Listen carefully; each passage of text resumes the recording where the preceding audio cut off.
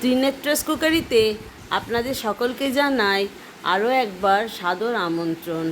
আমার আজকের রেসিপি পটল ভাপা। পটল ভাপা বানানোর জন্যে এখানে আমি 300 গ্রাম মতন পটল নিয়েছি। পটলগুলোর খোসাগুলো পুরো ছাড়িয়ে দিয়েছি গা থেকে।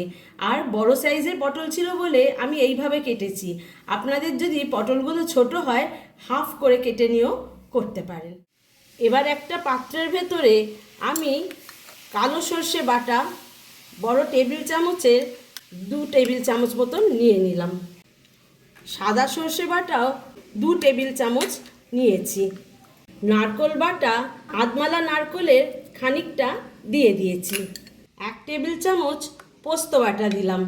1 টিস্পুন লঙ্কার গুঁড়ো দিচ্ছি। এবারেতে আন্দাজ মতন নুন দিয়ে দিলাম। 1 বড় টেবিল চামচ গুঁড়ো দুধ দিলাম। এইটা দিয়ে বানিয়ে দেখবেন খেতে ভীষণ ভালো হয়। এবার মশলাগুলো সব একসাথে মিক্স করে নিচ্ছি। মশলা ধোয়া বাটিতে একটু জল দিয়ে ঢেলে দিই। যারা আমার চ্যানেলটিকে সাবস্ক্রাইব করেছেন অনেক অনেক ধন্যবাদ আপনাদের আমার পাশে থাকার জন্য। যারা নতুন তাদের রিকোয়েস্ট করছি আমার পুরো ভিডিওটি দেখে তারপরে একটু সাবস্ক্রাইব করে দেবেন, আমার চ্যানেলের পাশে থাকবেন, একটু সাপোর্ট করবেন।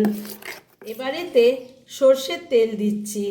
ভাপে তো তাই জন্যে এই রকম জিনিসে সর্ষের তেলের ফ্লেভারটা খুব ভালো লাগে। ভালো করে এইভাবে মিক্স করে নিলাম।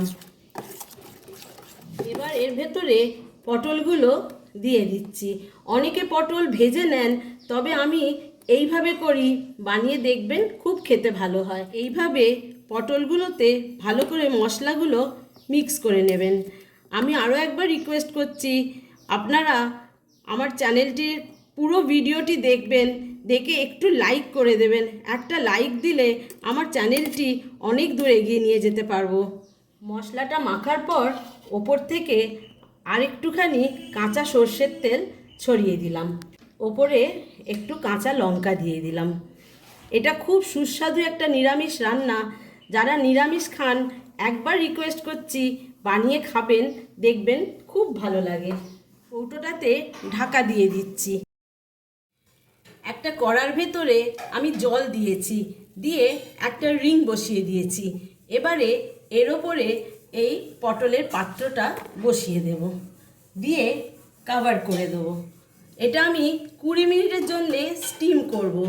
আপনারা এটা প্রেসার কুকারেও করতে পারেন, তখন আপনারা 2 কি 3টে সিটি দিয়ে নামিয়ে নেবেন। দেখুন এটা এখনও স্টিমে আছে। এই সময় আমি গ্যাসটা অফ করে দেবো, দিয়ে এই গরমে এটাকে আরও 5 মিনিট রেখে দেবো স্ট্যান্ডিং টাইমে। তারপরে একটু ঠান্ডা হলে দেখাচ্ছি। দেখুন কীরকম হয়েছে। এইটার মধ্যে আমি মিল্ক পাউডার ব্যবহার করেছি বলে আমি চিনি দিইনি।